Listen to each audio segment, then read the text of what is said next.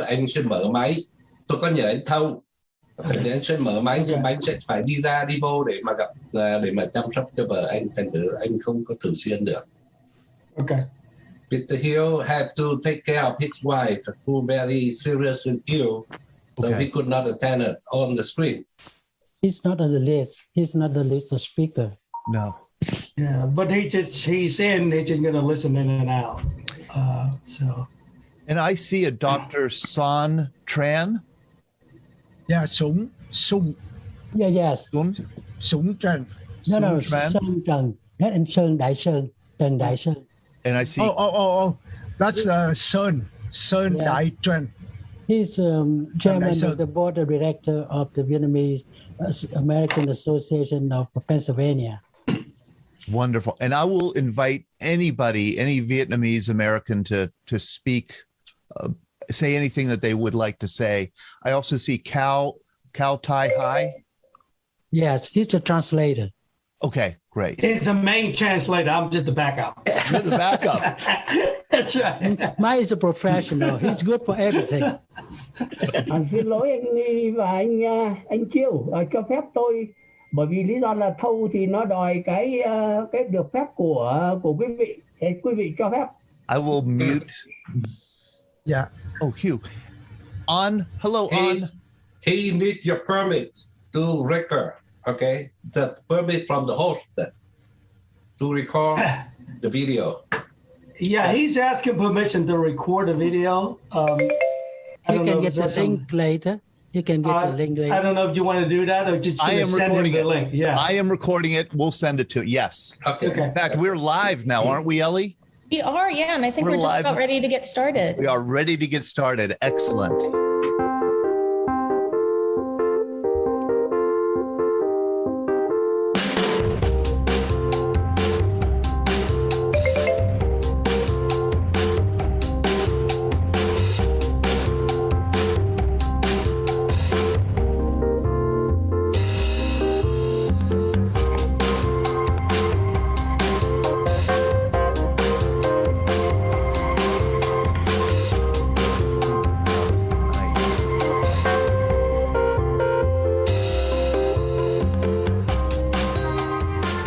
Good evening, everybody, and welcome to our VBC Happy Hour. I am Todd. I'm the director of the Veterans Breakfast Club, and this is one of the several programs we do every week where veterans come and get together and share their stories with the public. Tonight, we have a very special program, and I see we have a lot of people still kind of waiting to come in from the waiting room. So I'll tap dance a little bit and wait for most of them to get here in the Zoom room. This is a really special event tonight, and it became special really because of the hard work of Dr. Nhi Nguyen and Chu Lei, who were on our program for Vietnam Veterans Day, National Vietnam Veterans Day on Monday. That was March 29th. And during that program, we had the idea of having Chu and Nhi back to talk about their experiences serving in ARVN, the Army of the Republic of Vietnam, and also, you know, what it was like to be there for the Fall of Saigon and to escape barely from Saigon in 1975 and come to the United States. And out of that, this wonderful event was born where we have, it looks like 8 or 9 or 10 Vietnamese Americans who served in ARVN or grew up in Vietnam, made it to the United States either in 1975 or in some cases years later, and they're here to share their stories with us. And I'm just so humbled and impressed and admiring of this group of heroes who lost everything. I mean, imagine. I want to jump right into this. Okay, this is a really special program with really important guests. Imagine that you go to war and not only lose the war, but you lose your country. That's what happened with our guest tonight, whose country, the Republic of Vietnam, ceased to exist 46 years ago this week. On April 30th, 1975, the Communist North Vietnamese Army finished its conquest of the South, took over the presidential palace of Saigon, And that marked the end of a 20-year history of a country called the Republic of Vietnam. All the people here lived, and many of them served for the Republic of Vietnam, in the Republic of Vietnam. And, you know, for all the complexity of the Vietnam War and all the multiple dimensions we talk about all the time, the real purpose of the war was quite simple. It was to protect and defend the Republic of Vietnam from the communist aggression from the North and from the internal subversion at the hands of the Viet Cong or the National Liberation Front in the South. That was the purpose and the mission of that war for all the years that the United States was involved in it. And so all our guests here tonight fled Vietnam, some in 1975, as I said, and some later, and all have now called the United States their home. And I think what so moves me is what exemplary American patriots they are, serving in some cases in the U.S. military after they came to the United States, and all of them, all of them very much contributing, to our American society here. And we're so grateful for that. And before I'm going to introduce each of them, and I know that each of them has something they want to say, and we want to make sure they each get to say what they want to say. And then we're going to ask questions and have a conversation. But before we even get to that, I thought, and this is a prompting of Dr. Nee, I thought it would be especially appropriate to play the national anthem of the Republic of Vietnam, the national anthem of South Vietnam, which is actually quite a catchy tune. It's quite a catchy song. So I'm going to share my screen and I'm going to share my audio. And we're going to play. This is I think it's a Ukrainian symphony orchestra playing the national anthem of the Republic of Vietnam, a country that is no more.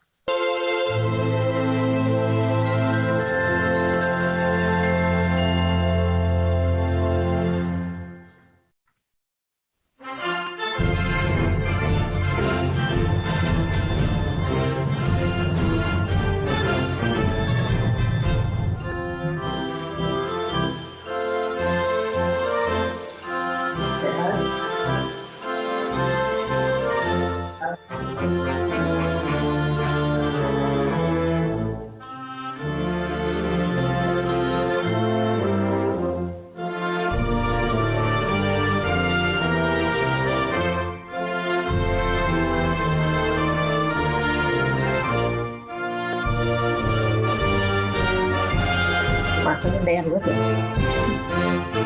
Phải ngang được không? Bật cái này nó càng đen hơn cái màu này, cái này đen là.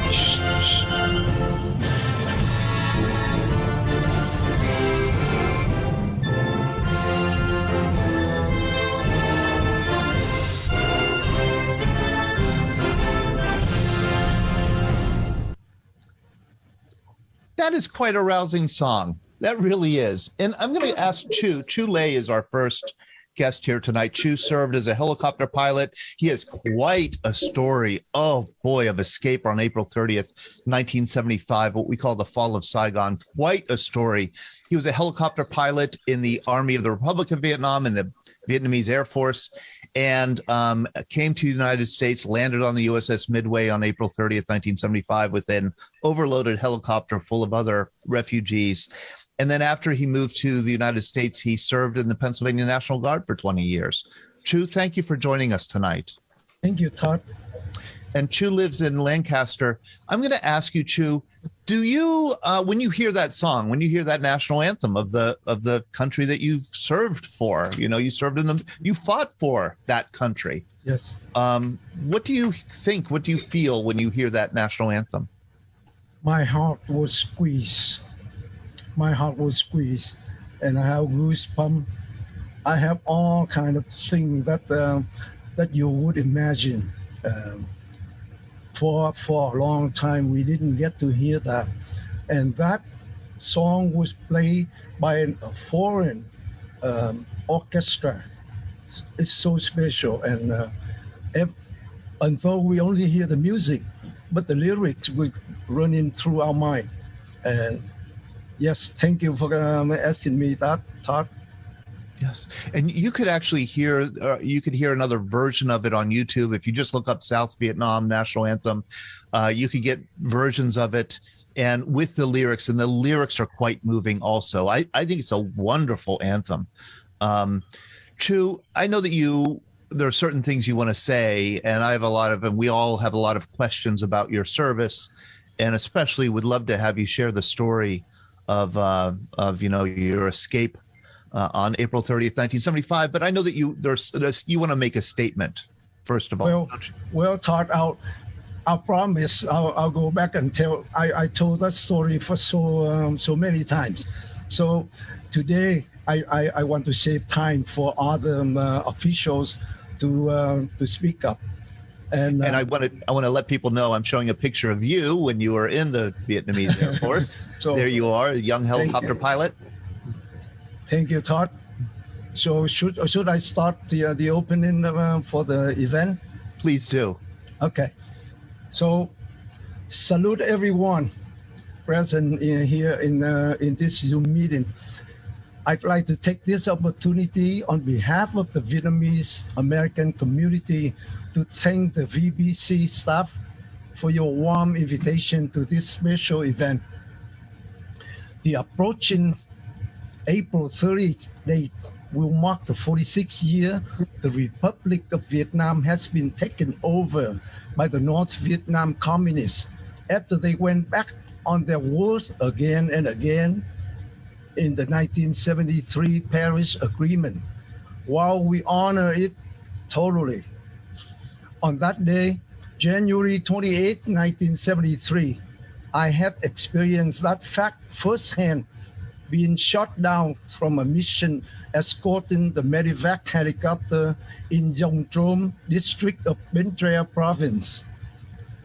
We were ordered no shooting allowed in honor of the newly signed agreement, but the VC opened fire from a nearby temple regardless. The communist common trait that we all experience all through the years is their ongoing dishonesty, which has been the main concern for us, but there were still signs of ignorance from the general public. Among us former Republic of Vietnam Armed Force officials present here tonight, Colonel Đức Hoang and I honorably served in the United States Armed Force for 20 years. Mr. De Passino will introduce the rest to you later.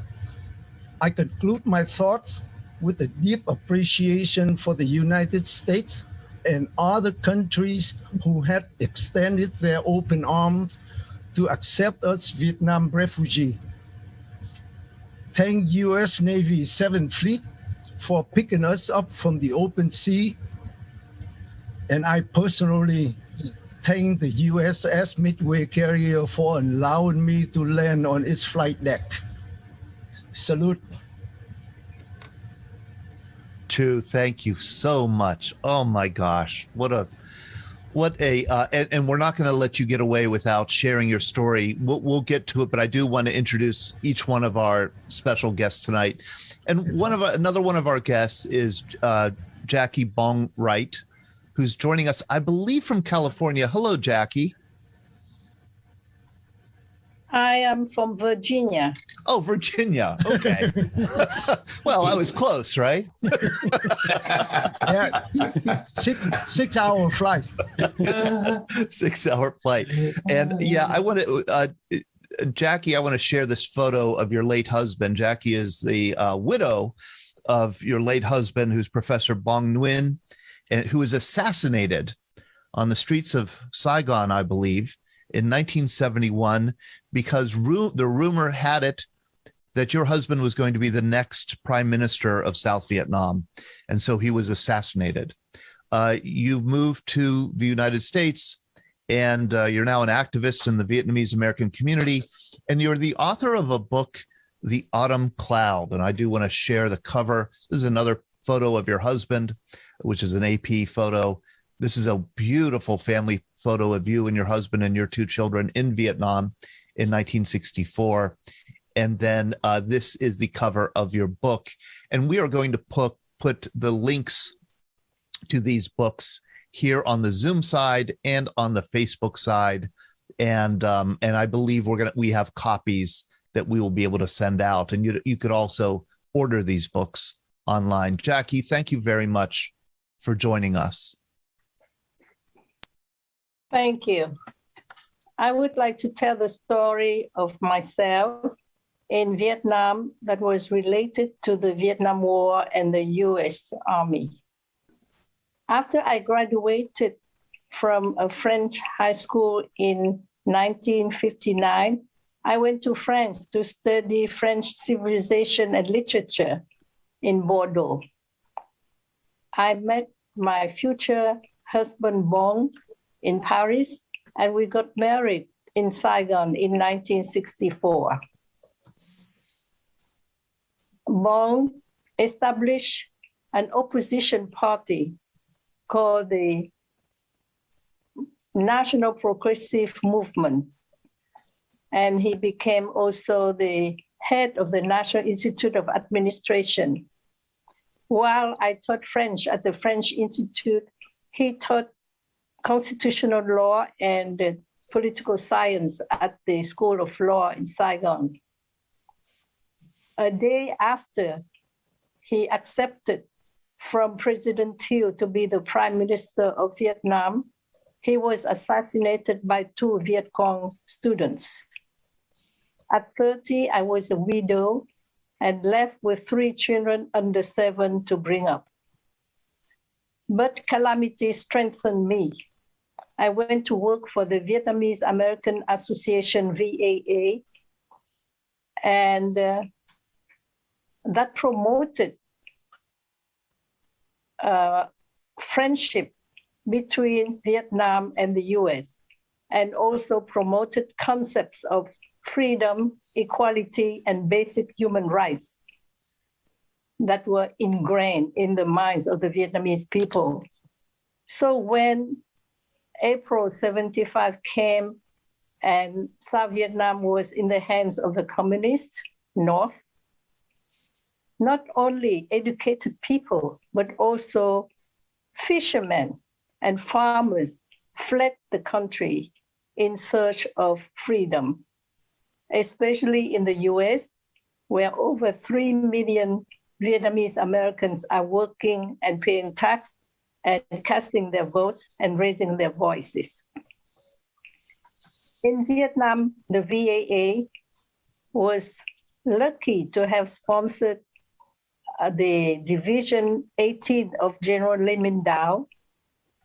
So every month, I led a delegation to visit General Đào base in Xuân Lộc and distributed food for the soldiers' families and the soldiers and their families. I was able to visit the war widows who had very little compensation from the death of their husbands. So I formed a family planning organization, and with the help of USAID, I distributed free of charge the contraceptives to all these women and needy women in the countryside.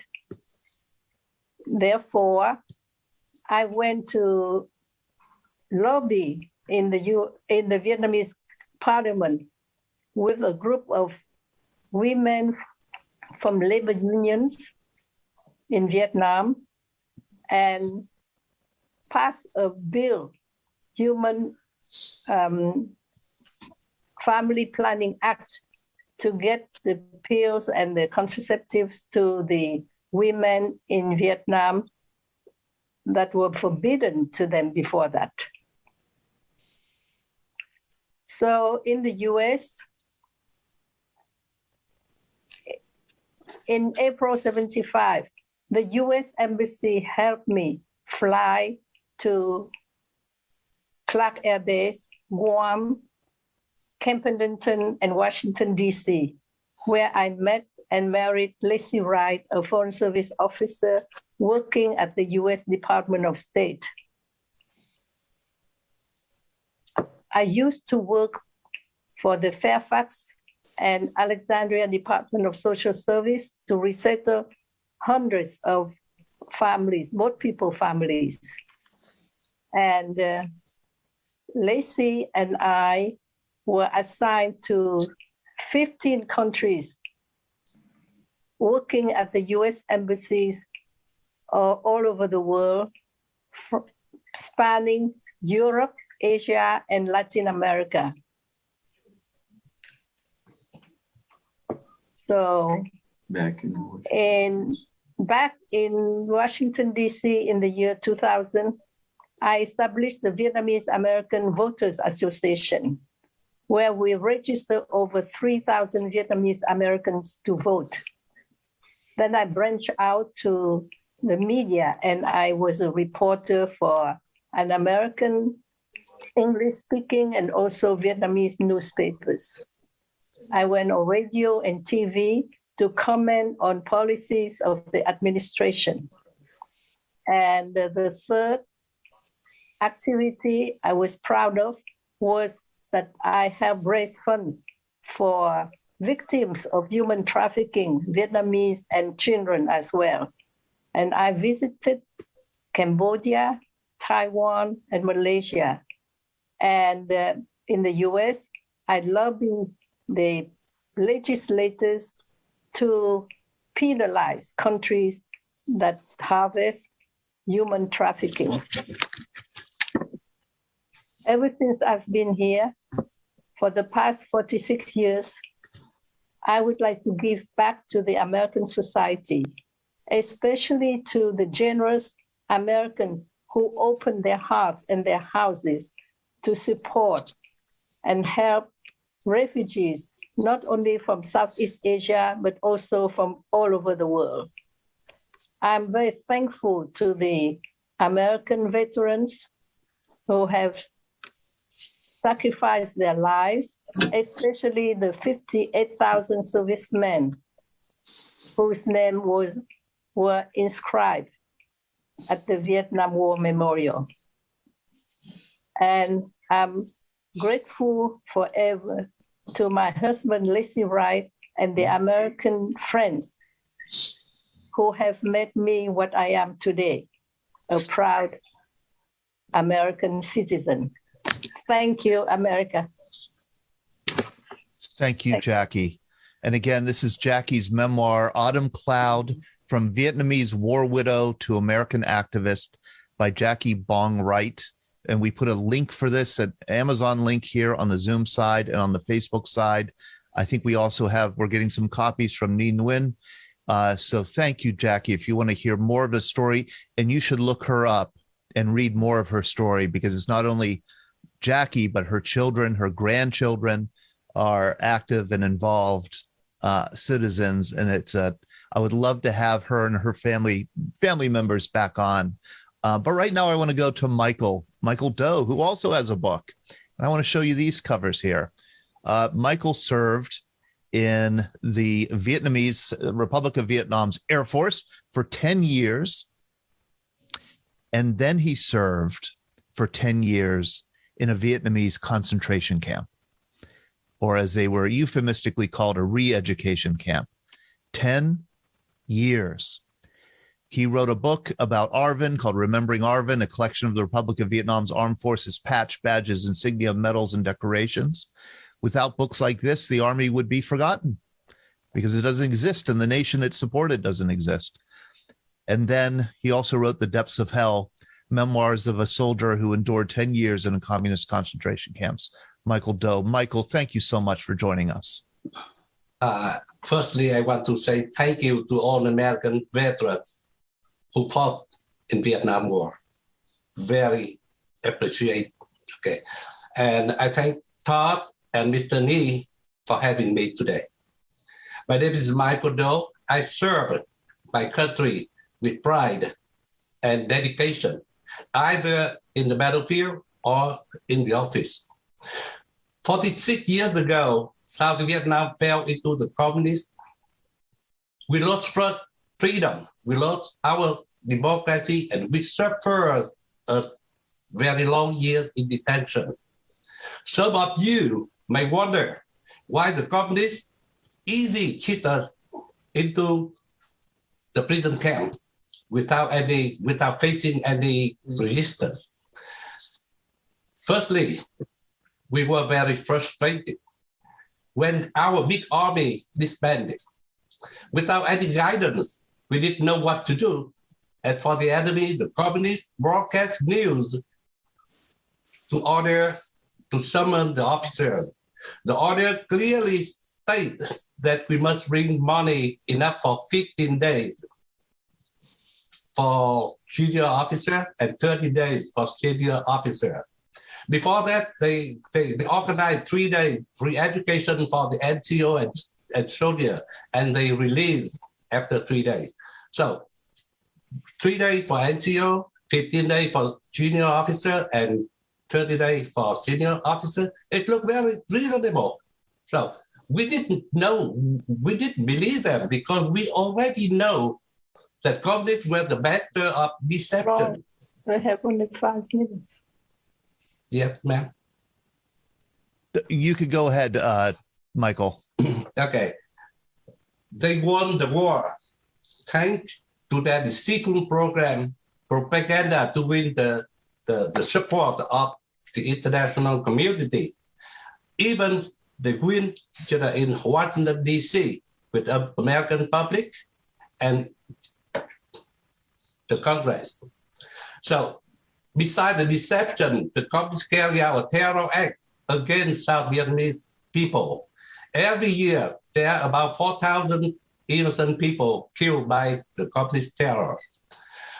That's why the people, the country people dare not support our government, but gave them all the support they wanted. And at first, we thought that, the communists would change their barbarous behavior after they had the country, after they had the government. They might act unlawfully when they're in the jungle, but when at the government, they must behave accordingly and must keep their word. But we were wrong, naive, and we fell into their traps. For the first few years in concentration camp, the communists convinced us that we were not prisoners, but we are learners, because this is not the prison, this is a re-education camp. And they often promise that if we show our progress in learning, we would be released soon. And they keep that hope into our mind every day, every month, and every year. Okay, but when the third year is coming, they didn't hide their intention. They said that, okay, you are criminal, you traitor, so you have to be going, from 3 years the minimum for long term, maybe 6 years, 9 years or more. So from 15 days, we prepare for re-education, and we stuck there for 10 years, for myself for 10 years, okay? With starvation, hard labor, torture. 10 of thousands of prisoners did not survive to see their beloved one. The number, I believe, about 60 or 70,000. And myself, 10 years, and the concentration camp with this guy at the re-education, it's only, like a gulag of the Soviet Union before. Similar, very similar. Because the communist Vietnam learned from their master, from the Russian and Chinese, and they know how to control it by using food and family visit as a tool to control it. I can say we have to work from early morning until afternoon in the field under scorching sun or in rainy days, and we have to make the tools to work. and we have to feed them. We have to plant the vegetable. We have to tend the cow. We have to raise chicken, and all the food go to their table, not us. We had only 3 days per year to have a little piece of meat, maybe pork or maybe cow, maybe chicken, but very little. 3 days a year. Normally, we only have about a small bowl of rice mixed with some kind of potato and manure, and we had to eat them with the salt water only. And how we survive it? Todd asked me how to survive it. Okay, it's very hard to survive, of course, but we try to forget everything outside of the camp. Try not to think about the wife. I know that my wife and my children get a hard time outside. They didn't have enough to eat, and my children couldn't go to school. My wife could not get a job. I knew that. But if I kept thinking about my wife and my family, I could not survive the prison. Okay, so well, that's why no sooner than I came to the United States, I wrote my book in Vietnamese, and later I translated into English to tell the story of my ordeal, of my 10 years in prison. And I hope that my fellow people, my friends here will have something more to tell you, to share with you today. And hope if I have time, I can come back, on this with your group and talk more about our story. Thank you very much. Thank you, Michael. Michael, I'm glad that you offered to come back, because my next question is, could you come back? Would love to have you come back and share more of your story. I'm sharing here the two covers of your books. We put the links to Michael's books in the Zoom side, and they'll be transferred also to the Facebook side. Michael, I would love to have you come back and share more of your story. I have so many questions. I'm sure everybody here with us on the Zoom side does also. I want to introduce another one of our special guests, and I'm going to say this wrong. Duc. I've already said it wrong. I know that. Duc. Yeah. Duc. Okay. All right. Yeah. Duc Huang. Yes. Vietnamese. I think I consider Vietnamese a hard language for an English speaker to learn. It has 12 vowels, 6 tones. Every word is 1 syllable. So in order to get your meaning across, you have to use different tones. 6 times 12, 72 tones.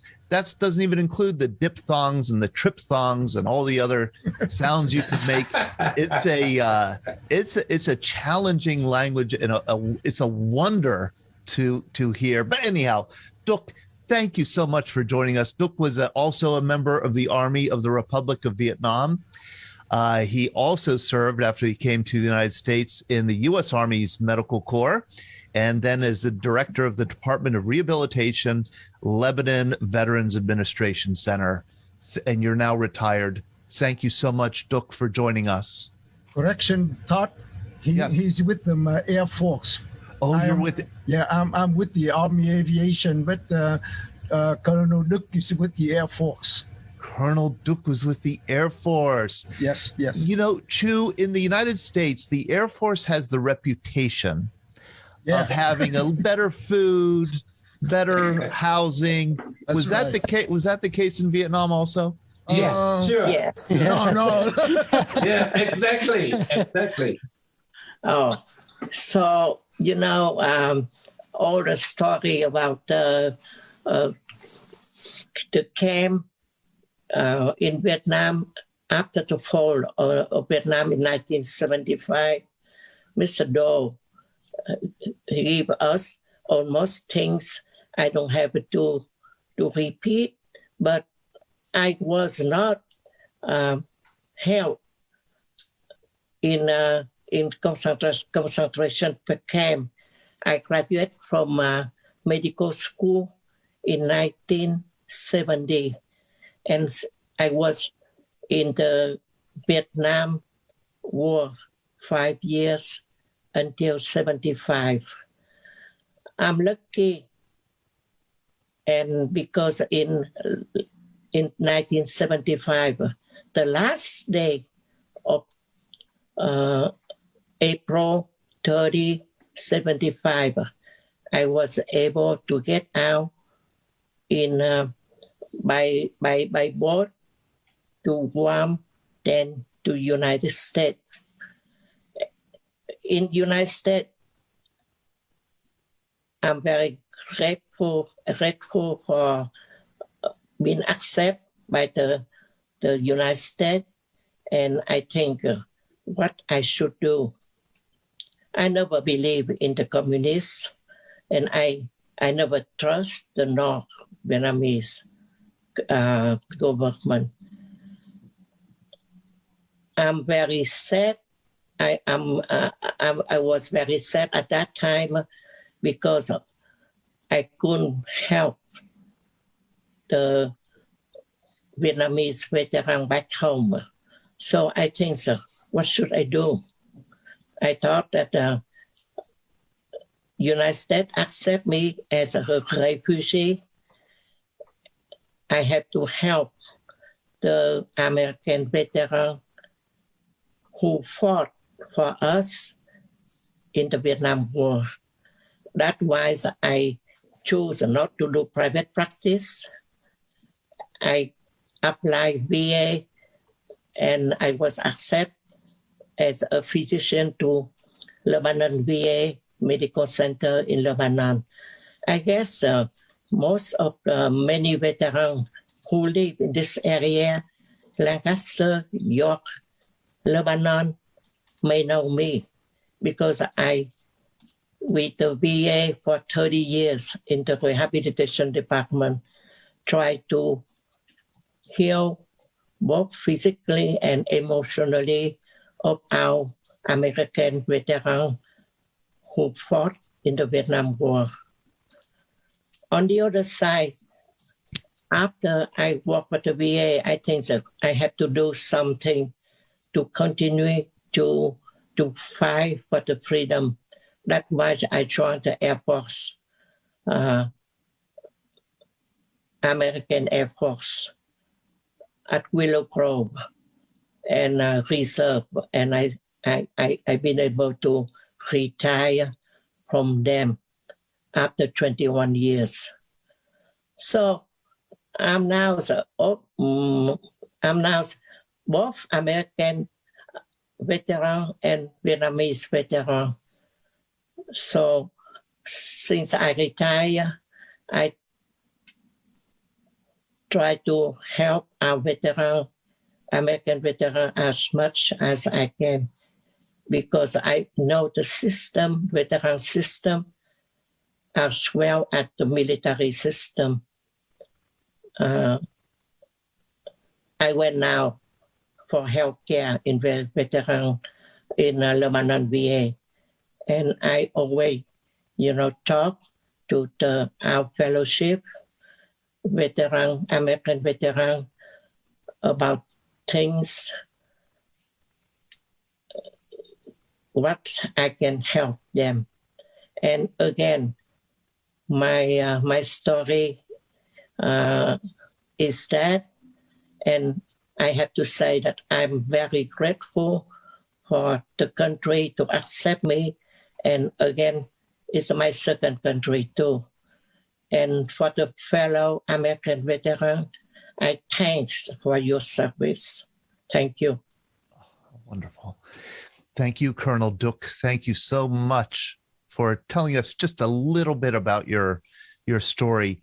Is Dai GFM with us? Dai? Has he been able to make it? He texts me. He texts me and asks me if I see him, his face in here, but I couldn't see his face, and I told him to try to get in because you've been introducing him for so many times. Yes, can he hear us? tell him to unmute. I wonder if he could unmute. I wonder if he's in the waiting room. I wonder if. Yeah. Anh chú Đại ơi, nếu mà chú có ở trong này chú nói đó, nó sẽ pick up, nó sẽ biết cái chú đang ở đâu ha.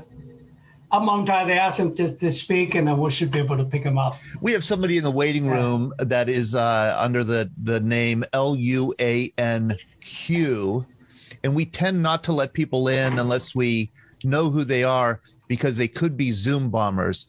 And I hope that you don't know what a Zoom bomber is, because they're bad. I've had a few, so yeah. Okay, all right. So you know what it is. Yeah, I live in Zoom for the last year and a half. So. Yeah. Okay. So maybe all of us have been cursed by the Zoom bombers. But if Dai, we could come back to Dai, and I sure do hope that he joins us, because I will try. Okay. Try. Dai worked at the U.S. Embassy in Saigon, and then was incarcerated in a re-education camp for 17 years. 17 years. And he also wrote a memoir about it. I don't know how you survived that. Do we have An T. Nguyen? An is with us. Yeah, he's here.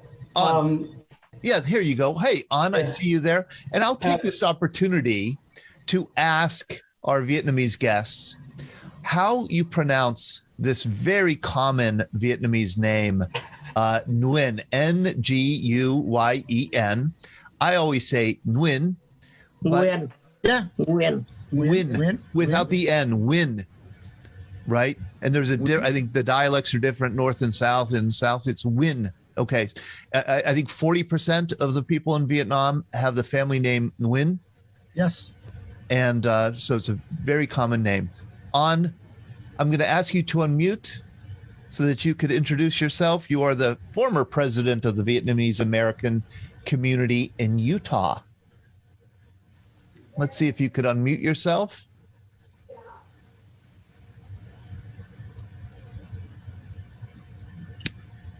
I think you may have to click unmute.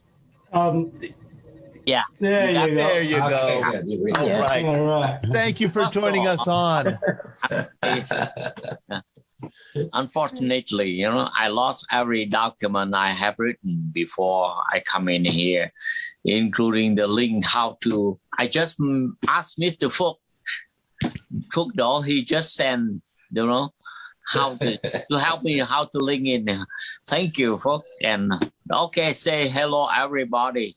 Hello. Actually, I know that my colleague will share their living experiences in concentration camp for many years. They had actually experience, But I would like to talk about the artfulness and unreliableness of communists. In the past, from the past to our modern time, all the country, especially the big one, always use their armed force in order to expand their territory. So the first day of the 19th century, the World War I burst,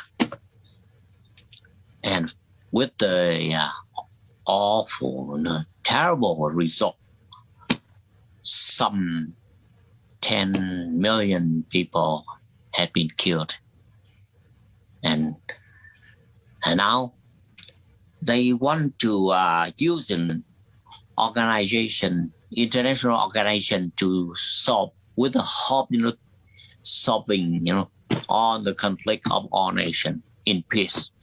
And they organized the League of Nations in January 10, 1920. But they just failed. And the Second World War happened again, with 100 million people was killed. Even though in October, after World War II, October 24, 1945, the United Nations, against, with the hope the same of the League of Nations, that they fell. Now, another influence raised again, applied in Russia, they called Soviet Union, under the control of the cunning, very cunning, crafty leader, Lenin. He exploited the innocence of the educated one, to support them, to spread out the communism. And he called them the useful idiots. And if we believe that the theory of communism, can apply throughout the world and bring peace and security and many other benefits to humankind, but the history shows that they failed because they just want to bring the benefit for themselves, for the cadres of the Communist Party only. The left, they don't care. And now, especially in Vietnam, even the Beijing government also call them Hanoi is the capital of those who are the most devious one of mankind. So can you see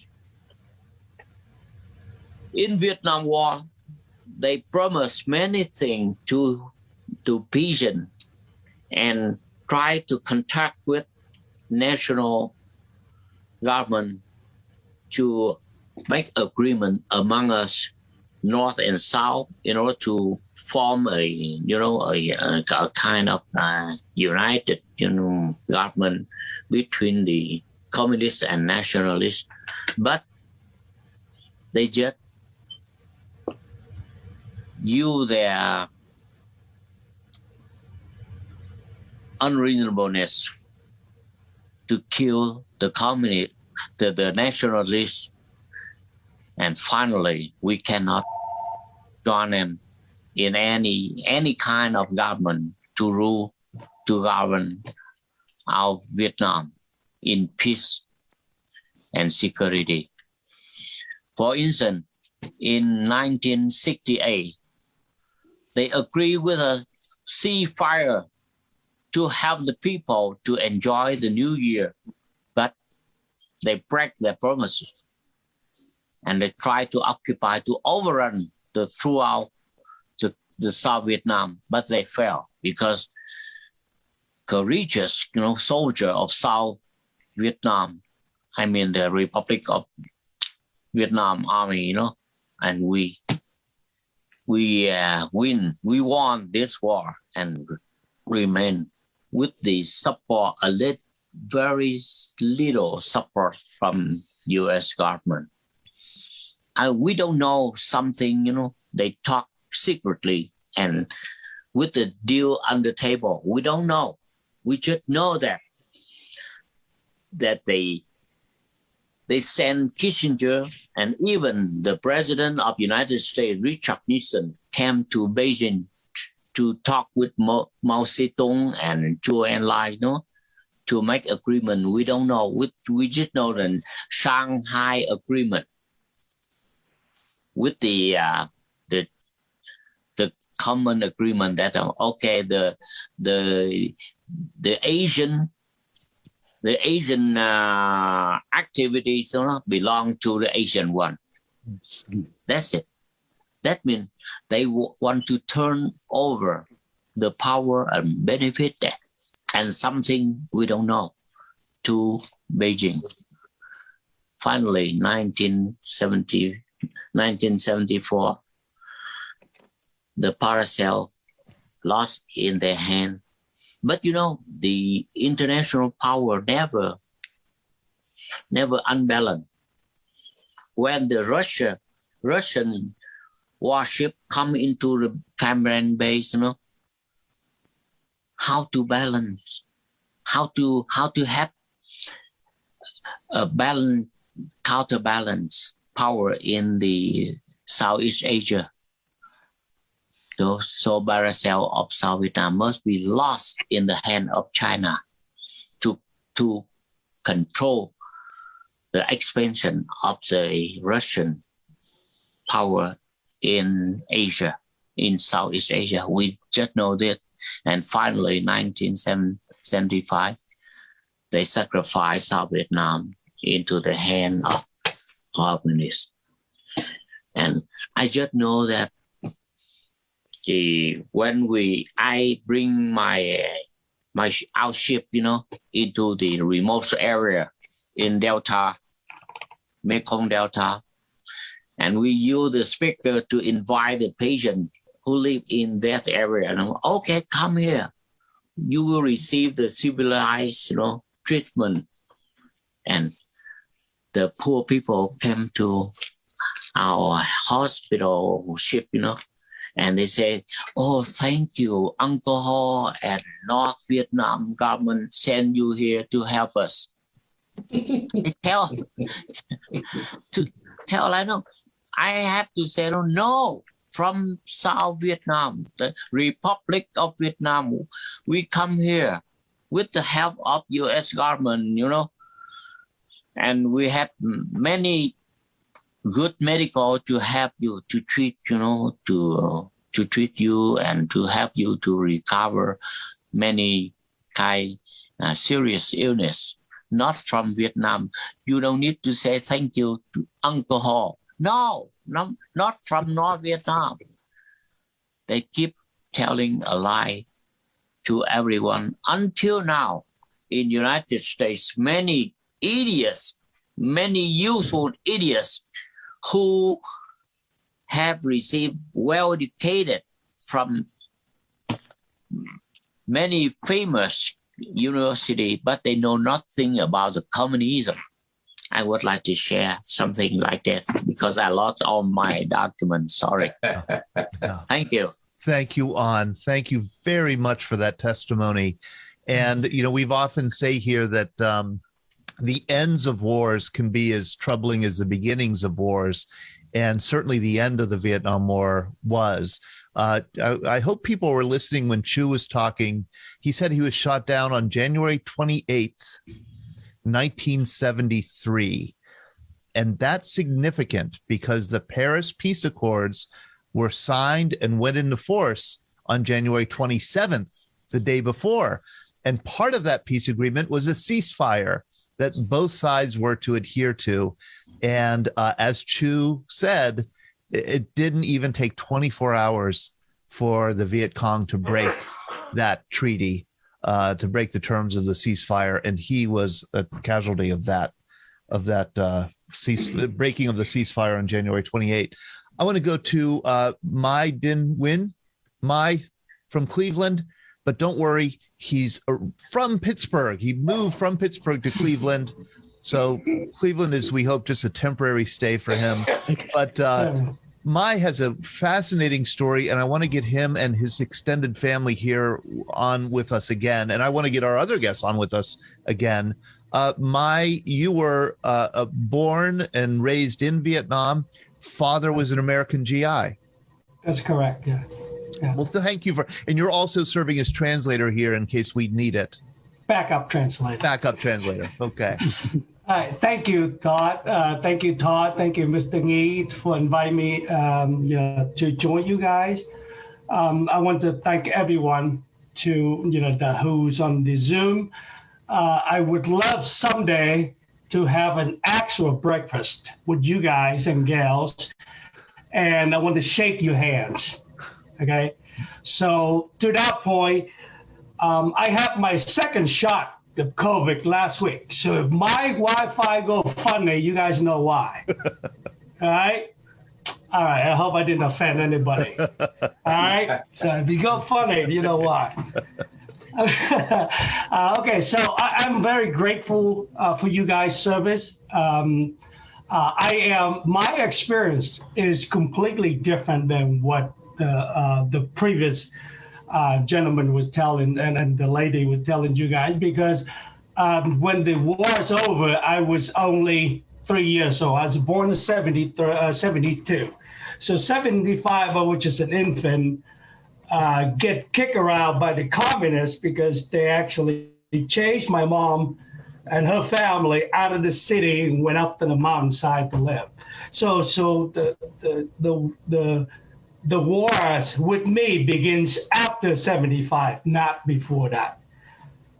Because grow up as American GI son in a communist fuel country is very tough. I can spend weeks telling you guys story, not hours. Yeah. But I just want to thank you guys for joining us here, and Todd and Mr. Nghi to allow me to to say a few words. I was born in Vietnam, as I stated earlier. My father, he was a engineer and he was a helicopter pilot. He did 2 tours in Vietnam. His first one was 68 to 70, and then 71 to the end of 72. And he left toward the end of 72. He came back and he joined the Corps of Engineering for the remainder of his days. So in both in the service and the Corps of Engineering, he spent 40 years, and his career in that. And unfortunately, he passed away in 2007. I have one older brother and 3 older sister. Very colorful storyteller from the Midwest. I call them the rednecks brothers and sister, right? So it's always fun. But I hear a lot of story, and I get connected with our community. I live in Pittsburgh for 25 years. I just recently moved to Cleveland. Yeah. So I talked a lot of the folks in here tonight, and not be able to join. And it's this common theme for the for this story is number one, the communists is, and the regime of communists in Vietnam is, they tell you one thing, they do the other thing. That's the ongoing theme. It's not what you hear is not what has actually happened. Number one. Number two, they are very good at controlling information.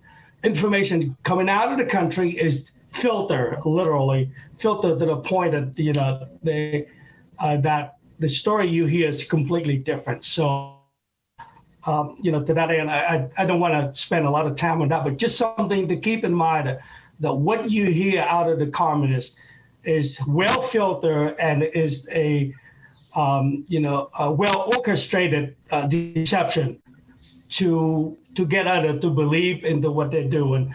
But that's totally never was and never will be any truth to it.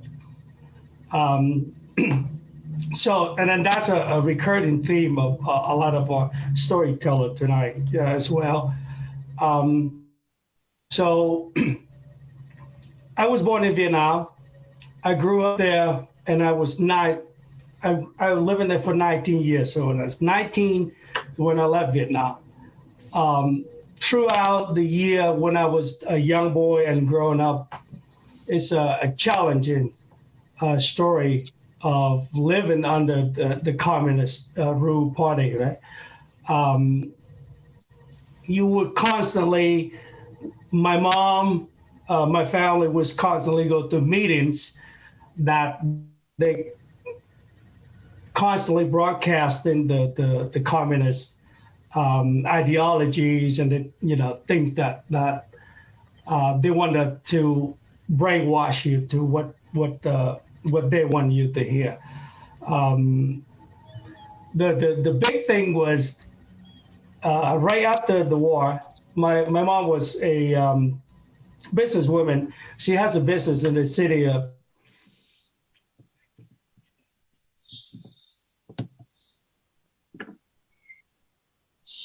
Oh no, did we get a? When Saigon fell in 75. Okay. Yeah, move out.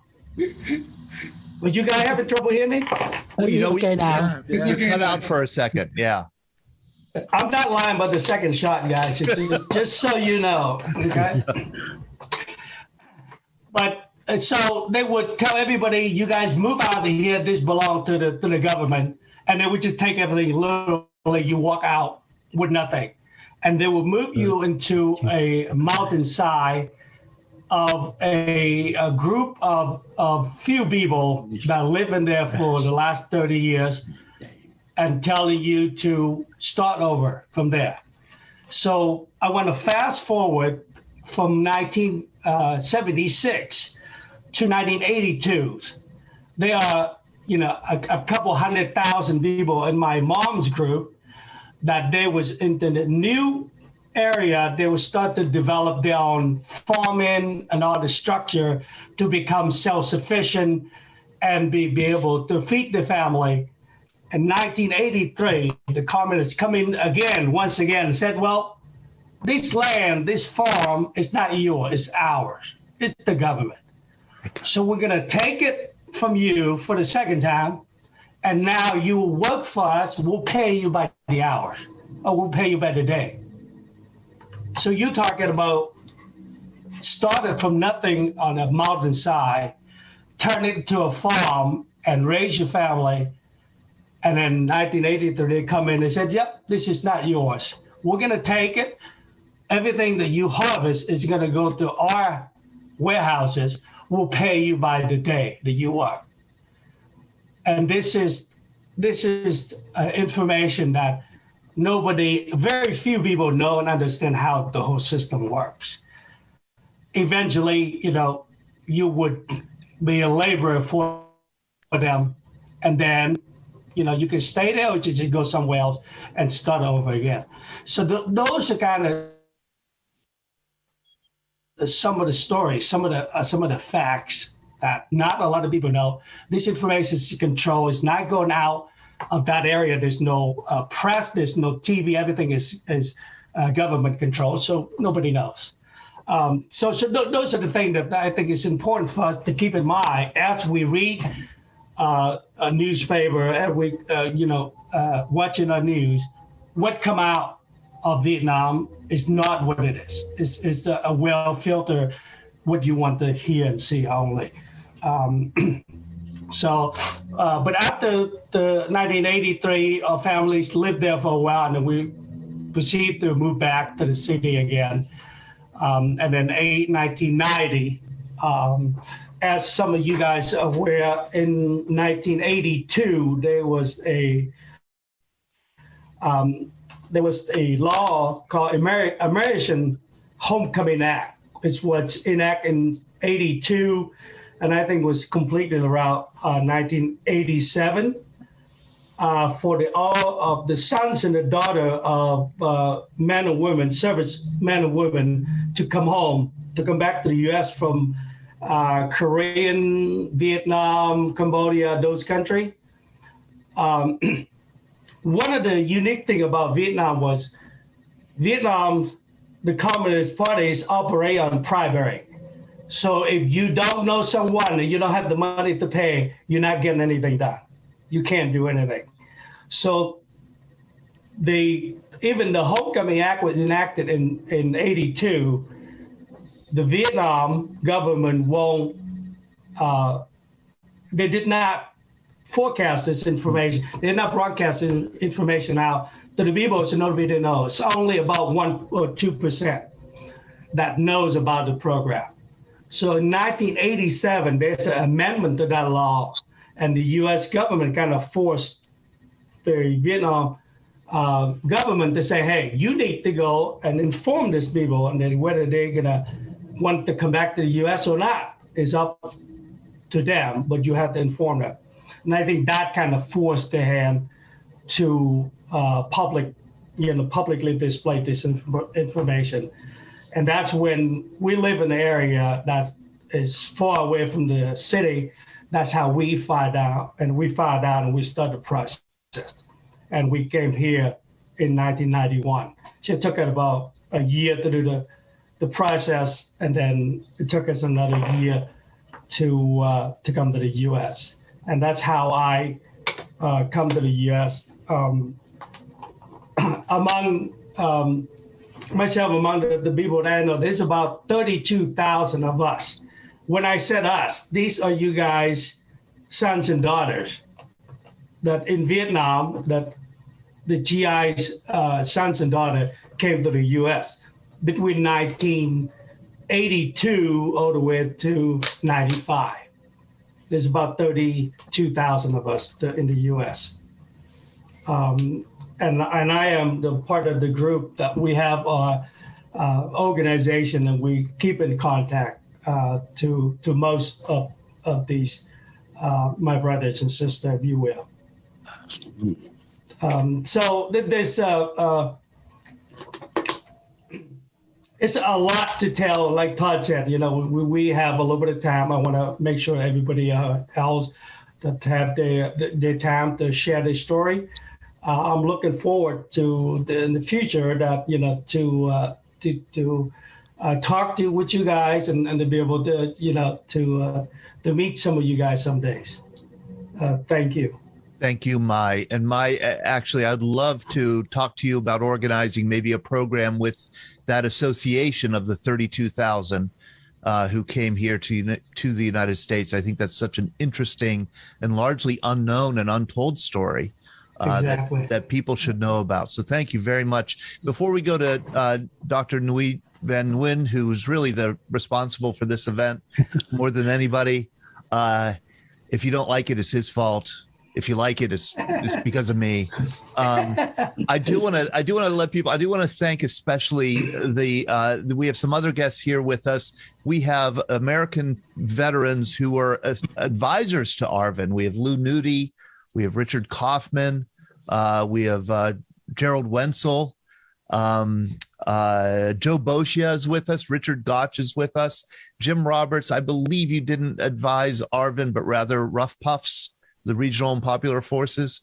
So thank you, Lou and Richard. And we want to have you chime in when we can. But I want to go to our final guest here, Nui. Nhi, thank you so much for coming and for helping to organize this evening. Okay, Todd. Thank you. I'm sorry, I didn't introduce you. Yes. Nhi, you were a surgeon in Arvin and an anesthesiologist at the University of Pittsburgh for 39 years. Yes, I believe. Recently, you are retired now. Thank you. Yes. Again. Thank you, Todd. It's good that you recognize me. I cannot because I am a good Vietnamese American, and I listened to my wife. I got class today under this sun in Pittsburgh, so I could not recognize myself on the screen. Okay, so let me do the job. The year of 1975 began with a series of bad news to South Vietnam. The South Vietnamese army ran out of ammunition to fight, out of gas to fly airplanes and run tanks. Likewise, in the hospital where I worked, medical supplies dry up gradually. We ran out of almost everything. No more replacement for surgical equipment. No more Panadol or ether for anesthesia. No more gauze, catgut, or silk for surgery. And no more of almost everything, except the increased number of wounded transported to our service. Intense fighting indeed caused more casualties. But in the weeks before the end of the war, Viet Cong also dropped their wounded to our service, pretending to be Vietnamese civilians.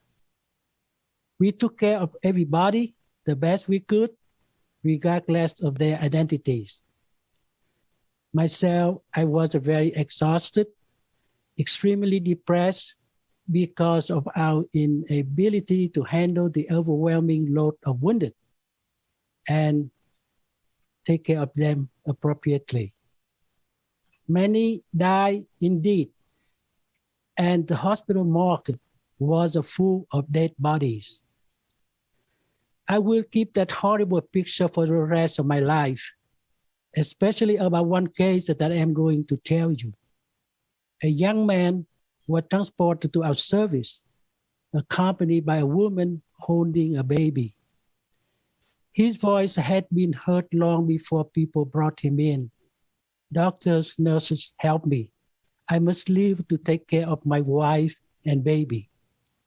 He kept repeating the same plea until I examined him. Apparently, he had a small wound to his belly, causing an internal bleeding. Surgery, which in normal time would save his life, was no longer an option in that dire situation. Then he would certainly die soon because we no longer had intravenous solution to replace the blood loss. Later, while I was moving around to help other patients, his voice got gradually weaker until his wife burst out crying, mourning his passing. This man, as well as South Vietnam, wanted to live, to care for their loved one, but both the man and the country, by a twist of fate, fell. This is the end of my story. Thank you for your time and patience. Thank you, Nee. Thank you very much. Oh, what a story.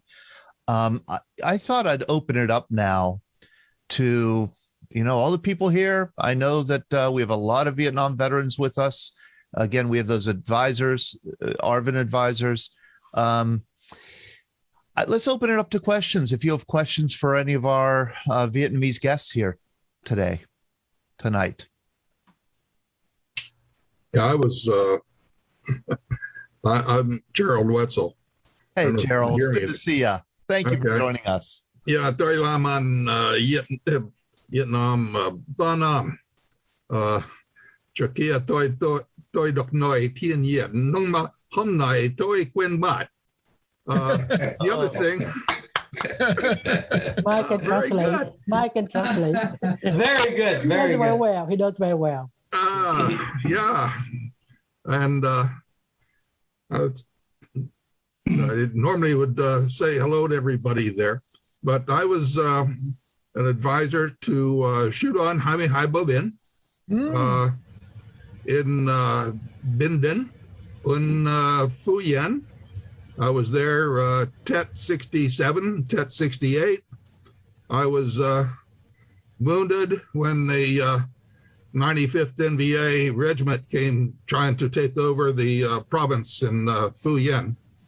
Later, I came back to Vietnam and I was assigned to Quang Tri in November 1971. So I was there during the Easter offensive, or as they said, Nguyen Way.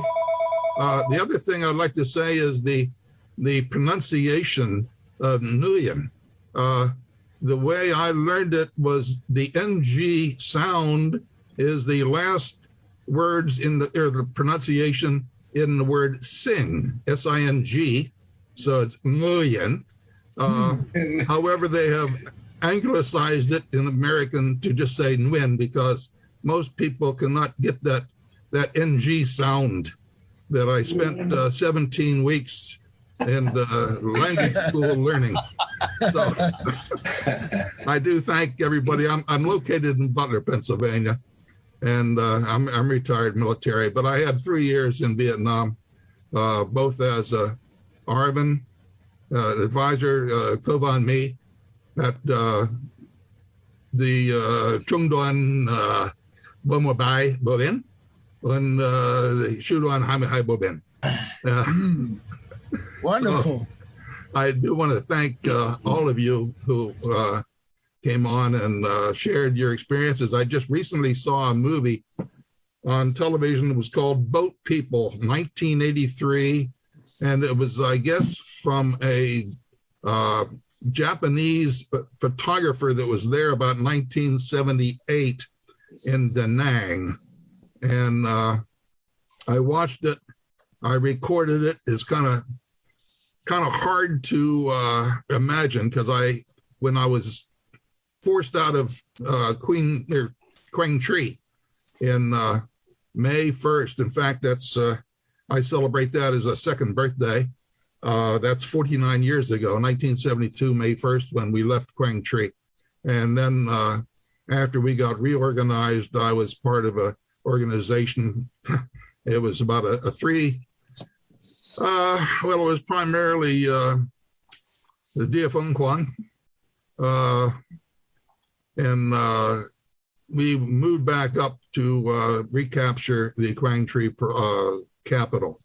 And there was a lot of experiences there. Later, I was in the city of Da Nang, and I guess around October of 72, and I was checking the warehouses where they stored the rice, and the American USAID was buying rice from the Delta, and they were sending up the broken rice that they normally use for animal feed and charging the highest price that they could. So I went around with a piece of, a little pipe. I sharpened the end. I had about 5 or 6 Arvin soldiers with me. We go to a warehouse there of rice, and I would stick that into the bags of rice and pull out and see that, they were cheating. They were using the worst rice and charging the highest price.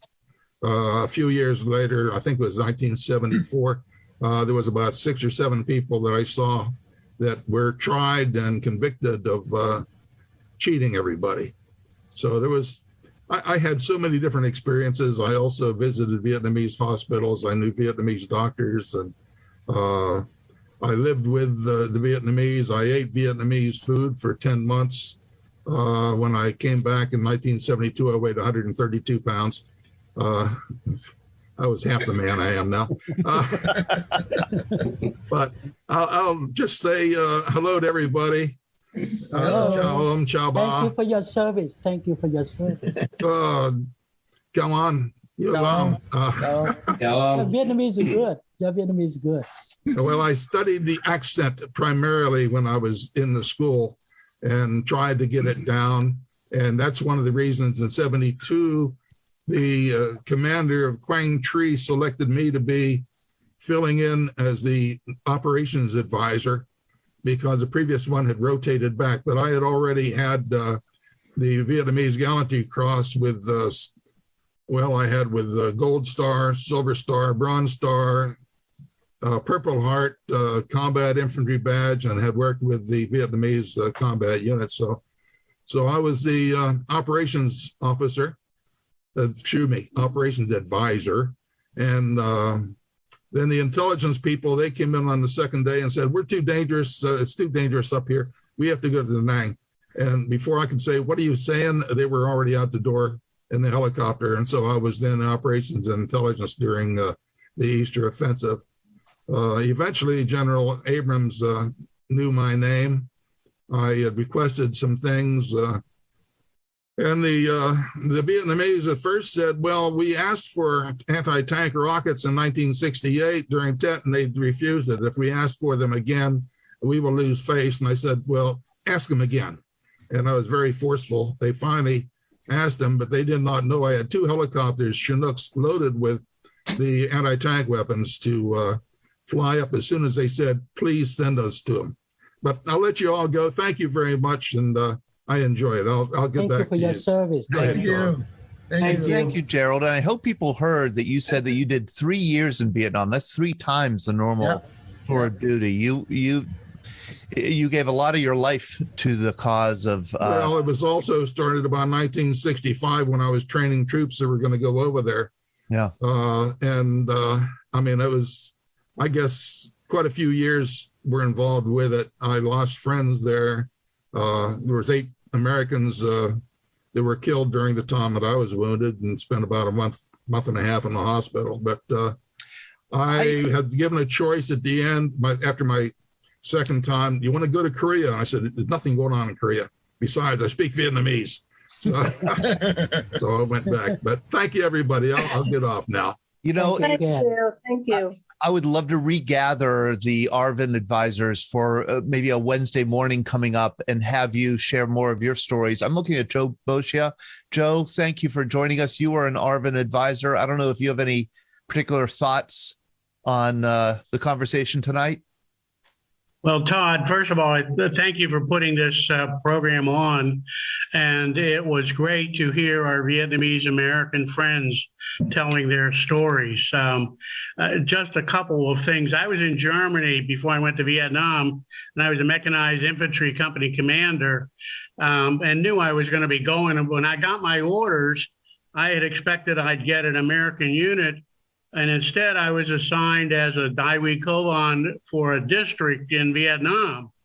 And I was somewhat taken aback by that. But after going to the school down at Fort Bragg and going over there, I will tell you that was the best thing that ever happened to me, because I found it to be an extremely enlightening experience.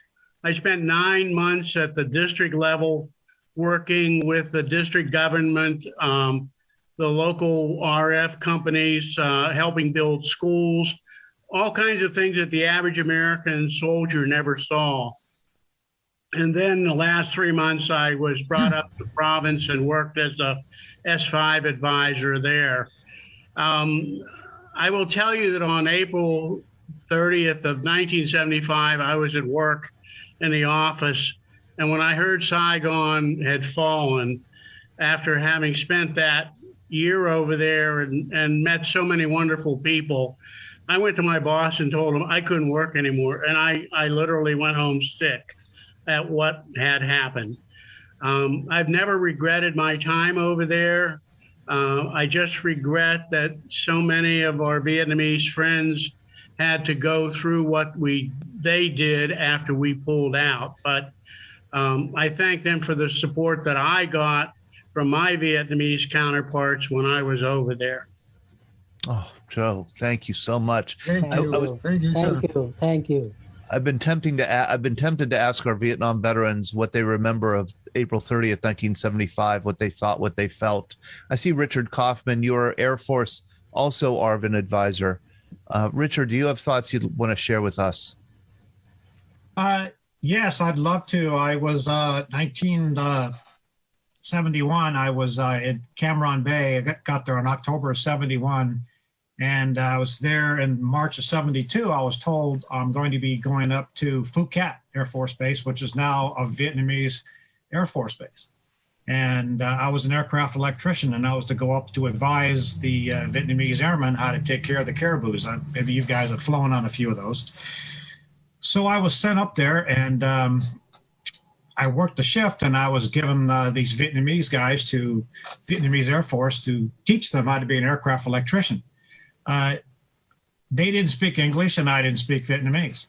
So here we go. I walk out with a tool bag, and I go with my Vietnamese counterpart, and I'm standing there. I'm going, how are we going to do this?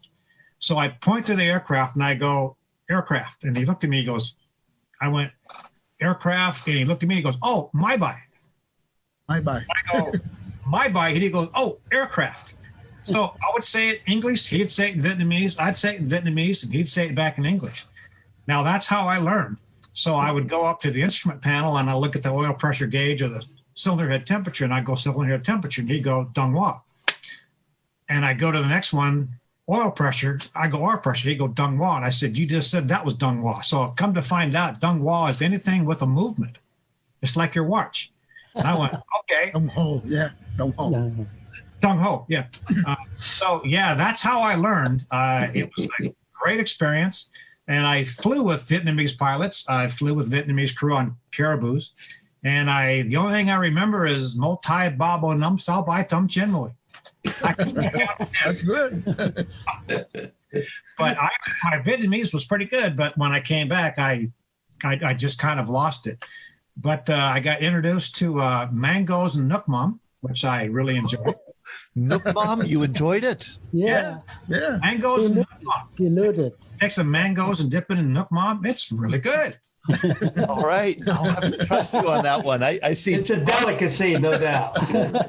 But there was also Vietnamese helicopter pilots there, and this is a photo. And let me see if I can show it to you here, if I can see it. Yes, I see you. Oh, yeah. That's Vietnamese pilots. I'm the only American on a ship of 5 Hueys. And I was in the Huey, and I leaned out with my Pentax camera and took a picture. That's all Vietnamese crew flying Hueys that were given to them.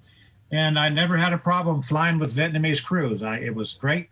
I never felt unsafe. I felt as safe with American pilots. So I had a wonderful experience with I wish I could find and locate the guys I served with, the Vietnamese Air Force guys. I wish I could just contact some of them. I sent Todd a couple pictures of them, but one of these days we may be able to put them up. But I was going to share them. Richard Gotch, before you drop off, I know you have to drop off. Rich, I just want to say hi, and I want to ask if you want to weigh in. You're a ARVN advisor in Vietnam. Yeah, Todd, it's a good program. I like listening to those people. I was an ARVN advisor, infantry advisor, and the advisor part was there isn't much you can tell to a person that's been fighting for 10 years and you're a second lieutenant, first time in combat. The liaison part was when we were in contact, which was most days. I was directing U.S. artillery and bringing in U.S. Air Force and coordinating that side of it, while my counterpart, he was doing that with the Vietnamese side of it. So most of the time I had kept my nose in the dirt in the Song Bay region. And here is a picture of not your nose in the dirt, but it looks like you're pretty close to the dirt. And there is, I guess, one of your advisees, Richard? That's Dai Wei Hong. I think he was the last commander left with the 5th ARVN Division up at An Loc when it fell. That was the guy I was supposed to be advising. And I had 0 to advise him on, believe me. Oh, boy. Parts of my team there. Wow. Yep. And parts of a couple of different teams. Precious photo. Oh, they are. These are so wonderful. And there you are getting. Is that Schwarzkopf? That's Schwarzkopf, yeah. He showed. That's on a fire base on Thunder Road, Highway 13 up by Shanton. That's halfway to the Cambodian border, a little bit below An Loc. He showed up one day. I don't know where he came from, and I don't know where he went. He never stayed with the group or did anything, or was one of those. They said he was on a special assignment, passing through, learning about special operations. Rich, he looks like he's about 3 times bigger than you. I thought when I first saw him, he was here. He's a major here. I said, how could they send somebody out like that? And this guy's supposed to hump with the Vietnamese. He wouldn't last 5 minutes. Yeah. How great. Oh, how wonderful. Well, thank you. I wanted to catch you before you had to drop off. Jim Roberts, yes. I was going to say, Rich, you were at Song Bay. I was in Phu Quang province in 71. When were you there? I didn't hear you. I said, I was in Phu Quang province at Dong Xuai when Song Bay was headquarters. When were you in Song Bay? Song Bay up by the Cambodian border, the city. Right. When were you there? 68 to 69. Okay. I was there 2 years after you. So, was the SO sign still there? I don't think so. So, Todd, what I wanted to say is I echo everything that everyone said about the Vietnamese. As far as that's concerned, I didn't have ARVN in my area. I had the Rough Puffs, and their training was good. And you hear negative from some veterans, but I had nothing but the best to say about them. And the reason I'm here today is because of them. Thank you. Jim, could you explain to people what Rough Puffs were for those who, like me, weren't familiar with the term recently? Rough Puff is the vocalization of the letters RFPF, and the regional forces were basically located out of the district, and they were guaranteed that they would work only in their home district. They wouldn't go go far beyond the borders. And that was a regional force. They were usually company size, but they weren't American-sized companies. They weren't 200 soldiers. They were much smaller. The popular force were at the village level. Popular force platoons, again, maybe only 10 or 12 men, and they were guaranteed to not have to work outside of their district. Because of this, the regional force received less training and less pay, and had less equipment than the ARVN did, and the popular force had less than the regional force. Okay. And so what we did as advisors was we ended up doing a lot of supply for them by scrounging things from American units. While I was there, the American units were going away. They were being pulled out. It was getting harder and harder to find things for them. And like Rich said, primarily, my captain had been fighting the war his whole life. His family fled the North and he had been fighting the war. So tactically, I was of not very little use to him, but I could help him on other sides in terms of liaison with American units. Right. And so we formed a four-man team. My sergeant and I worked with him and his XO, and we worked together on a lot of missions, and we got along very well. I helped. We meet a couple times a week after lunch for tea, and help. I'd help him with his English. He'd help me with my Vietnamese, and try just to try and get to know each other. And Jim just published his memoirs of his year in Vietnam, and we're going to put a link to those that you could get on Amazon. Absolutely wonderful and fascinating look at a job as a liaison advisor in Dong Xuai, Vietnam. And Lieutenant, you need to trim that mustache. It is not regulation. Let's see. Henry Shepke, you have your hand up. Hey, Henry. Hi. I just wanted to say before I left, and I said in the chat, but I just wanted to say out loud, I want to give a special thanks to the U.S. and Vietnamese veterans here who fought in the Vietnam War. And I just want to say thank you for your service and thank you for being a hero. Oh, wonderful. Henry is a 13-year-old student in Madison, Wisconsin. Thank you, Henry, so much for joining us and for saying those words to our guests tonight. Thank you. Thank you, Henry. Thank you. Lou Nudie, you are an ARVN advisor. No, it was not ARVN. I was RFPF. Okay, all right. Definite distinction. And you were in the Delta. You were in the Mekong Delta. I was in the Mekong Delta, Din Tung Province, headquartered in Mito. My job was... That's my hometown. It is? Oh. Mito is my hometown. That was the Q's hometown also. I was there for Tet. And our primary job was getting Chu out of Mito and into safety. That was. I'm sorry, that was President Tu's hometown, Mito? Yes. No. Oh yeah. Oh no, his wife. Oh, his wife. Yeah. His wife. Okay. His wife. Well, he was in town that day. Okay. Yes. Yeah. So, but my job primarily was operating convoys on Highway 4, because that was the main supply route from the Delta, the food basket of Vietnam, to Saigon, and the price of food in Saigon was directly related to the number of road minings the night before. So Colonel Showalter, who was sent to Din Tung to get the highway open, came up with the idea to run convoy, teaches Vietnamese how to run convoys and resupply their own units, rather than having them come in resupplying by air. So it was my job to train them in convoy operations, and which they had very little training in, and I had even less. So, but we did it. 2 days, 3 days a week, I got up and went out on the road with the Vietnamese, anywhere from 5 to 10 trucks. Hit occasional ambushes, but I was with the Vietnamese every day from almost the entire year there. I developed a tremendous love for the Vietnamese people, tremendous respect for them. And the rough, puff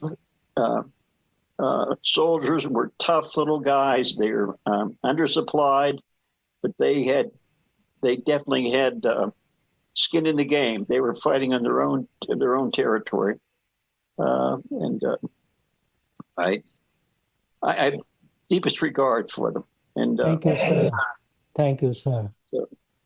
Oh, wonderful. Thank you, Lou. And also getting back to resupplying, I was close to Dong Tam, so I would take a couple captured weapons every once in a while, go over to the ammunition disposal point there, and pick up 81 millimeter mortar ammunition that was slightly corroded or rusted.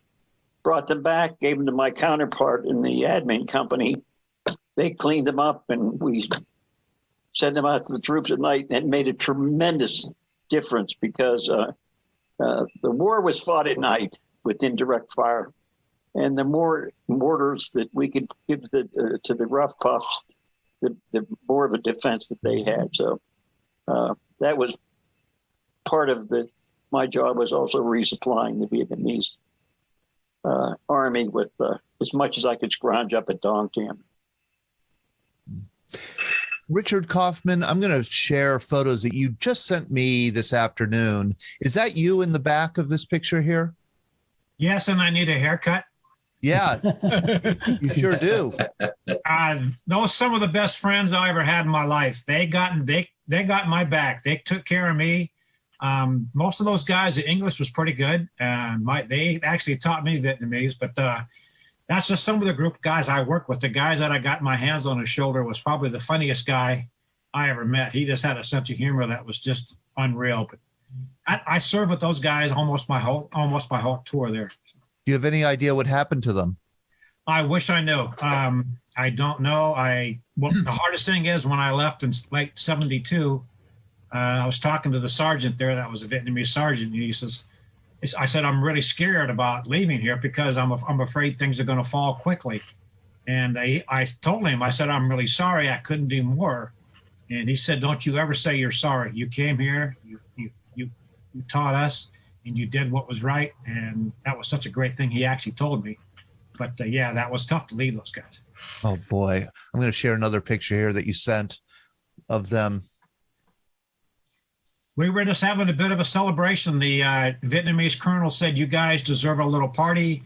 And those are all the aircraft electrician guys. So he brought in some sodas and some pork, and we just had a nice little day. It was the only day we could do that. Most of the time, we all ate sea rations because we didn't have any place to eat at night. But yeah, that was just, if you could see the smiles on those guys' faces, I wish I could see those smiles again. Oh, boy. Oh, how wonderful. You didn't have any Nuc Mom, did you, that night? Nuc Mom, I really like Nuc Mom. I've had Nuc Mom and rice paper, and I just like their food. It's really great. Oh, you have to understand, like everything in Vietnam, everything is graded on a scale of 1 to 10. What is the worst? The worst is number 1, and which worst? Number 10. Number 10. That's his number 10. Okay, so number 1 is definitely some good drinking. Okay, number 10 is horrible stuff. Yeah, that was taken at Phuket. We went up for the group picture, and I wish I could find any one of those guys. I really could. I don't know what happened to them. I don't know where they are. Oh, boy. Maybe someday. I'm in the very middle on the bottom row there. So there you are. I see it because of your long hair. No, not that guy. This guy. Okay, right this there, guy. Yeah. So we didn't have a barber shop. So what can I say? And I got to say, Richard is joining us from Milwaukee, Oregon. Milwaukee, Oregon. Here is a interesting patch that you just sent me. I wore that patch on my uniform. I was the Vietnamese, as it was called, the VNAV 2 Detachment 3. But that was a patch I wore on my uniform. I still have that. You have that too? Yeah. Yeah. And I still have that shirt. Something happened to it. I think I put it in the dryer and it shrunk the shirt. I can't even button it now. I'm sure it's the shirt's fault. Yeah. It is. Absolutely. And let's see. One more here. One more photo I want to share that you sent me. I'm sure you have a comment or story on it. Here it is. That's the caribou. That's the caribou that the Vietnamese, we transferred it to them. And that was at Phuket. And I flew quite a few missions with the Vietnamese on those. And we would land at Vietnamese fire bases, the ARVN. We would fly in there with fuel, ammo, and I would fly with them and we land into an ARVN fire base. We'd land. And that one time we were coming in for a landing and I was going, where's the runway? Well, there wasn't one. They just cleared a patch of land and we landed and twigs and things were coming up and hitting the bottom of the wings. But we turned around and dumped the ammo out and fed them and got a bunch of captured weapons and off we went. So Could only do that in a caribou. Yes. That's what it was made for. George Kniss, you have your hand up. Here we go, George. You can unmute. There you go. Another fascinating program here, Todd. Being able to talk with Vietnamese leaders, men and women from 50 years ago, because I'm about the same age as some of them. I was there in 63, 64, and I'll give you a little picture here. I was a member of the Vietnamese American Association in Saigon, and I was stationed at Tan Son Nhut as a photographer, aerial reconnaissance as well as public relations. And I did train some VNAF photographers in photography, film photography at the time, and great experience. But I learned so much from the folks at the Vietnamese American Association in Saigon. And that's when I got to see the depths of Vietnamese culture with the complexity of the religion, the history, the military, the politics, the relation with China. I mean, it was fascinating. Oh, and of course I saw the Buddhist protests from the students in Saigon in 63, 64. I saw 5 coups d'etats by the army, including the downfall of Ngo Dinh Diem. So it was a tremendous year. And I always think about the Vietnamese who came over, but have had very little interface, except for some here in Pittsburgh, which I got to know, which brings me to a quick question. What is the current attitude among Vietnamese Americans that immigrated about Nguyen Cao Ky? At one time, he was a hero of mine, and I took many pictures of him in missions and everything. And he evolved over the years, and I got wind of the fact that some Pittsburgh Vietnamese Americans did not like Nguyen Cao Ky. He was the former Air Force, the VNAF commander, and then he became a vice premier. Can anybody give me any insight in what that was all about? Because Vietnamese politics is very, very complex. Well, I appreciate it. Jackie has her hand up. Regarding the Vietnamese American Association, I would like to tell you that I was elected the chairman of the board in 1969. At that time, I was only 28, and I was elected.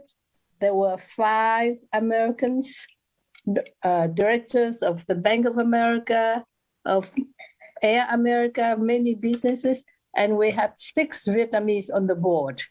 Mm-hmm. And I was the chairman from 69 until 75. Then after my late husband was assassinated, a day after he accepted to be the Prime Minister of Vietnam, I went to the Vietnamese American Association to work as a director of cultural activities. And I organized lectures, conferences, talks, concerts, exhibitions, everything. Very good organization. Yeah, but maybe you were there before, because I went was there in the early days. Yeah.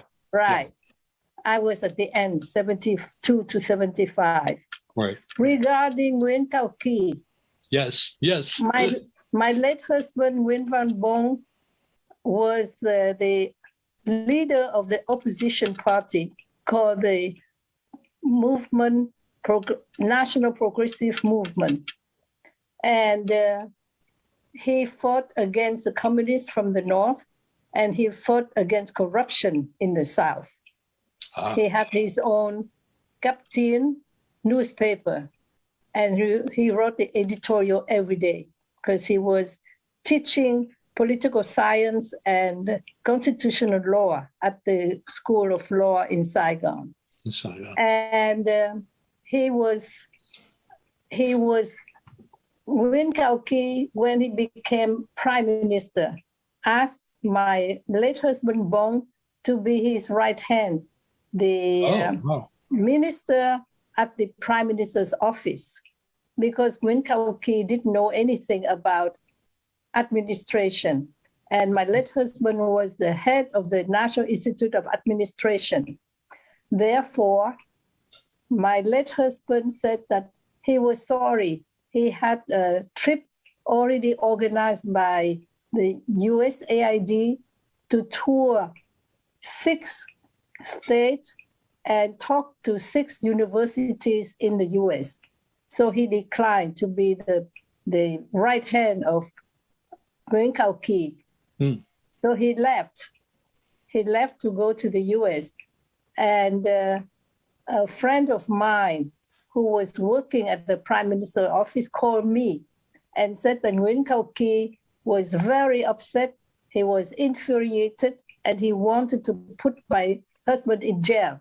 Well, Bong came back to Vietnam, to the US, from the US. So this was the story. But at that time, there was a scandal in Saigon. Nguyen Cao Ky was favoring the people from the North Vietnamese in his cabinet, and not the South Vietnamese in his cabinet. There was a scandal, and some of the ministers resigned. Therefore, because of the conflict and the scandal, when my late husband came back from advisor to Orr, he said, "No, I was not." I had never heard of that story. I knew that Nguyen Cao Ky was born in Hanoi. He was trained by the French Air Force, and then he eventually went back there and he died. He wanted to be buried back in Hanoi, but I didn't know the story. That story in between of him favoring Northerners when he was becoming vice premier. Very interesting. It was, everyone knew about that. Everyone in Vietnam knew about that. Yeah. And fortunately, my husband came back and he was not put in jail as Nguyen Cao Ky wanted. But I would like to tell you that when he died, he went to Vietnam. He was paid by a group of business people to promote business in Vietnam. And the Vietnamese community here in the US thought that he betrayed the communists because he was working for the communists, promoting communists. Therefore, when he died in Vietnam, his daughter, the famous Nguyen Cao Ky Duyên MC of Paris by Night, wanted to bury him at the Buddhist temple in California, but all the Buddhist temples refused to have Nguyen Cao Ky. What? And this is what I read in the newspaper. We don't accept him. So the Vietnamese military, such as you all, can tell the story. This is my story. Thank you. Wow. See what I mean about Vietnamese politics and military? You asked the question. Very interesting. You asked the question. You got the answer, George. Yeah. It's complicated. I put Nguyen Cao Ky's obituary in the chat here on the Zoom side, and also an interesting opinion piece about the rivalry between Tu and Ky and how that helped destabilize Vietnam in those final years. That's a fascinating, complicated subject. Jim Roberts. I just wanted to go back. You're talking about one of the advisors said that the Vietnamese were tough fighters.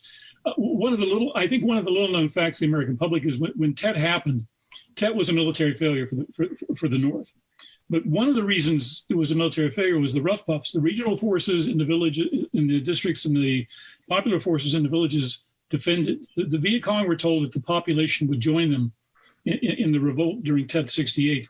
That's correct. They were beaten badly by the regional force companies and the popular force platoons. I mean, they fought tenaciously, and they gave a major defeat to them. In my area, in 68, there were main force battalions roaming the jungles of Phuc Long. When I was there, there were squads. They would get together, 2 or 3 squads would get together and attack our outpost, but they were never able to reform those battalions.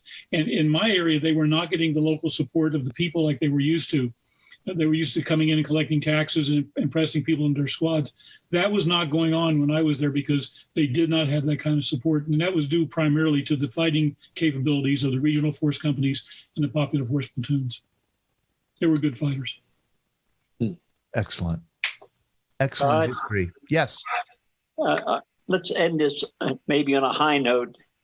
This is a story that's known by the people who went back to Vietnam 3 years ago. But if you recall, up at the DMZ Museum, we met that girl from Saigon. She came over and thanked us for our service, and she said, "Don't worry, in 10 years, the communists will be gone and you will have won the war." So we have 7 more years. Thank you. Over already. We love that idea. The Veterans Breakfast Club did 2 trips to Vietnam with veterans, and it was so wonderful. John Ferguson was on it. He loved the Nuc Mom, didn't you, John Ferguson? he served in Vietnam in 1965. I was there 66, 67. Oh, 66, 67. Thank you. I never tried it, but I smelled it. I'm just wondering what the guests thought of President Chu. So what did our guests think of President Chu? Can I make a comment on that? Sure. In 1967, I think it was June, I was the advisor at the division headquarters, shoot around Haba Bend, or 22nd Infantry Division. And all of a sudden, the division commander left, and he was gone for about a week and a half. We didn't know where he was. He came back, and he got the advisors, the senior advisors together. And he said, "You probably wondered where I was." And he said, "I was down at Saigon. They had a meeting to determine who was going to be the new president. And it was a very simple way of doing it.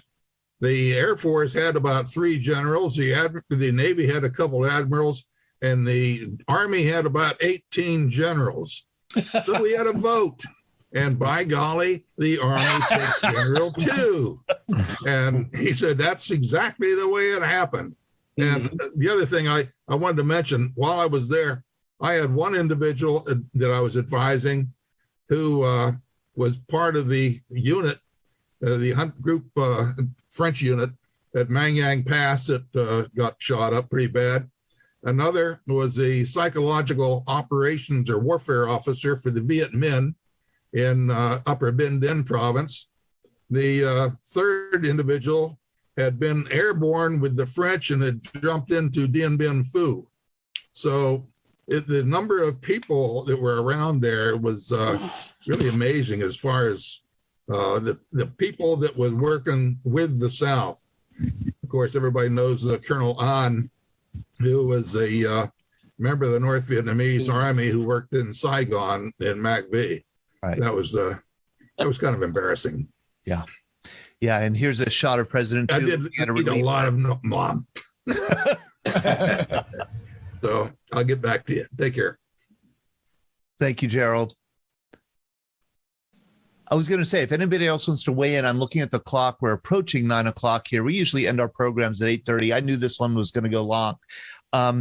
I do want to, again, reiterate that I want to contact you all who came with us tonight. Love to have my back with some friends and family members to share more of his story. Jackie, thank you so much. And Nee, thank you so much for joining us. Michael, you have your hand up. Yeah. I plan to talk something about Nguyen Cao Ky. Whenever you look at Jane Fonda, we look Nguyen Cao Ky's work. because one, he was my general, and he come back to Vietnam to bow before the enemy. I think because of money. So that, he ashamed of our Vietnamese veteran here. There you go. Thank you for that, Michael. Michael Wadham has his hand up. What I was going to say was the question about Vietnam. Americans either hated it or loved it. It was either number 1 or number 10. I enjoyed the stuff. And I once went to a Vietnamese restaurant in Pittsburgh, and when I asked the owner of the restaurant if he could serve Vietnam with it, he came out and said, "Are you sure you want that Vietnam?" It was like, "Yeah, did you like it?" Well, I told him I had been in Vietnam and I enjoyed it. And he says, "The rest of the people in my party call their noses." Thank you. If you're looking to buy some, I think you spell it Nuocmam, Nuocmam. And it's a fish sauce. Look, let's end the program, but I want to thank everyone, Chu and Nee. I know we only scratched the surface. I would love to get especially the advisors together again, maybe on an upcoming Wednesday morning, and have you share more of your story. And of course, I do want to thank all of our Vietnamese guests here. This has been so fascinating and such an important program. Thank you for joining us, and I really am honored that you're able to spend so much time with us. And I'm going to get back in touch with you because I'd like you to come back. We're going to be back again tomorrow night at 7 p.m. for Greatest Generation Live.